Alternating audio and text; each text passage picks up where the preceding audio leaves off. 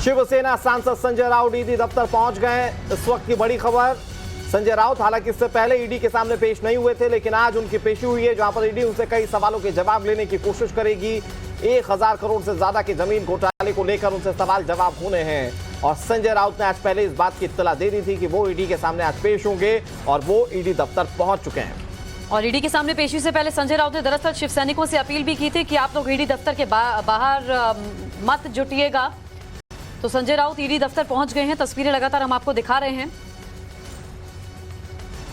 ये एक्सक्लूसिव तस्वीरें इस वक्त टीवी स्क्रीन पर आपके सामने। शिवसेना सांसद संजय राउत लगातार ईडी के सवालों से जो उनका राब्ता होना है अब से कुछ ही देर में शुरू हो जाएगा। और क्या सवाल पूछे जाएंगे, वहां पर संजय राउत किस तरह से जवाब देते हैं, उसके बाद ईडी का मोड ऑफ एक्शन क्या होगा, ये बड़े सवाल हैं। क्योंकि जिस तरीके से पात्रा चौल को लेकर सवाल उनसे उनके खिलाफ खड़े हो रहे हैं, उस पर हर सवालों के जवाब दरअसल ईडी की ओर से लेने की कोशिश की जाएगी।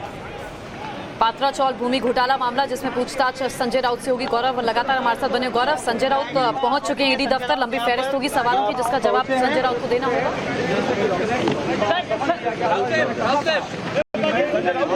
संजय राउत को आपने देखा कि किस तरह से वेव कर रहे हैं, हाथ दिखा रहे हैं, अपना लगातार कॉन्फिडेंस दिखाने की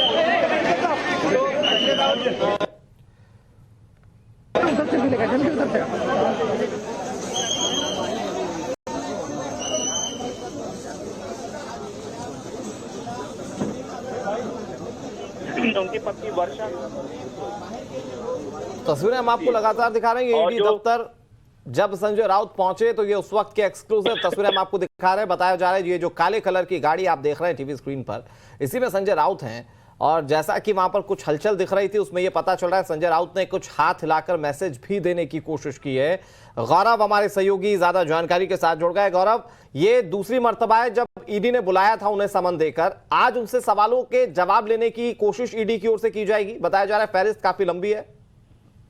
देखिए, फहरिस्त बहुत लंबी है। और जब पिछली बार उन्हें पूछताछ के लिए बुलाया गया था तो उन्हें अलीबाग जाना था शिवसेना के एक कार्यक्रम में, तब वो नहीं गए थे और उनके वकील पहुंचे थे।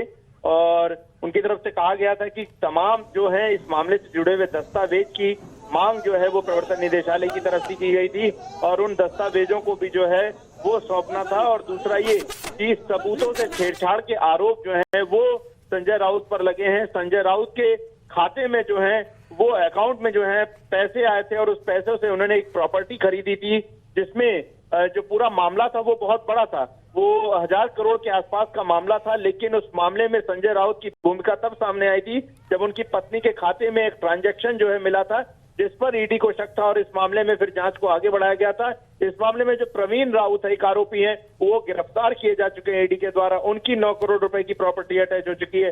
वर्षा राउत जो की पत्नी है, 2 करोड़ रुपए की प्रॉपर्टी अटैच हो चुकी है। और ये पत्रा चौल का लैंड स्कैम का मामला है, जहां पर जमीन जो है वो चौल की, उसके बदले में तकरीबन एक सोसाइटी डेवलप करके फ्लैट बनाए जाने थे, लेकिन वहां पर वो जमीन दोबारा किसी और को बेच दी गई। और उस मामले में बिल्कुल ठीक है गौरव, आप नजर रखिएगा। अपडेट के लिए हम वापस लौटेंगे। तो मुझे जारी किए गए समन का मैं सम्मान करता हूं और जांच एजेंसियों के साथ सहयोग करना मेरा कर्तव्य है। ये पेशी से पहले संजय राउत ने ट्वीट किया था और साथ ही शिव सैनिकों से अपील की थी कि आप लोग मेरी चिंता ना करें।